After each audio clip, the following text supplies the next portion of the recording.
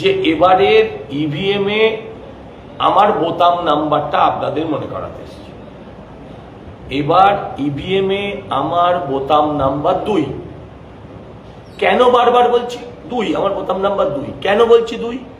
তার কারণ হচ্ছে আরো বেশ কিছু সজল ঘোষ মানে জালি সজল ঢোকানো হয়েছে, আপনারা যাতে বিভ্রান্ত করে ভোট নষ্ট করা যায়।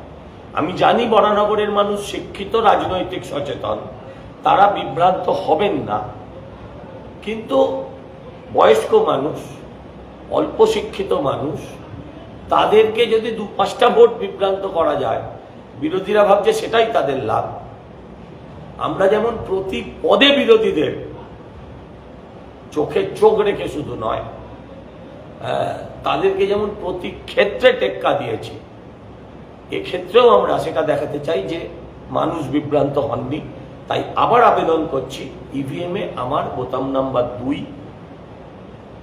দ্বিতীয়ত বলছি, অনুরোধ করছি হাত জোর করে, যে আপনারা সমস্ত কাজ ছাড়ুন, যত সকালে সম্ভব ভোট দিন, নিশ্চিন্তে থাকুন, ভোট হবে অবাধ, নিরপেক্ষ, শান্তিপূর্ণ এবং নির্ভয়। এমনভাবে ভোট দিন যাতে আর ভয়ের পরিবেশ পশ্চিমবঙ্গে ফিরতেই না পারে, আপনার বরানগরে ফিরতেই না পারে।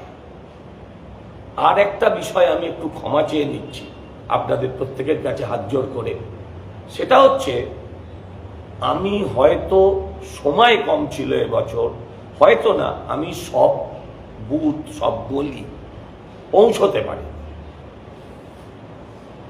আপনারা আমার নয়, আমার কর্মীদের সহ আমার পরিশ্রম নিশ্চয়ই দেখেছেন, কিন্তু তা সত্ত্বেও আমি সব গলি পৌঁছতে পারিনি।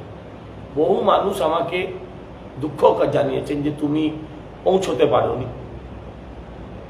বিশ্বাস করুন, এত বড় বিধানসভায় এত অল্প সময়ে সব গলিতে পৌঁছানোটা বাস্তবিকভাবে সম্ভবও ছিল না। আমি তার জন্য রোদ্দুর বৃষ্টি একেও দায়ী করছি না, সময়।